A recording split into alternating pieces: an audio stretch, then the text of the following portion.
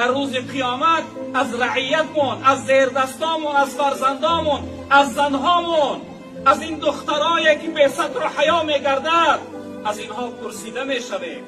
از اینها حتما الله ما را میپرسد. متاسفانه امروز اکثر مردم ما، مردم بیرون نمیگم، مردم این شهر ما، بعضی اونها حاجی، بعضی اونها کلانزاده، بعضی اونها نامدار، دختراشون به ستر و حجاب میگردن، به حیا میگردن. چه بدبختی است! این بیناموسی است والله قسم. این بیغیرتی است، این ناجوان مردی است که ناموسی وی، زنی وی، دختری وی به ستر و حیا در قد کوچه بگردد. از خدا بترسی، خیلی جوابگری سختی در آینده داری.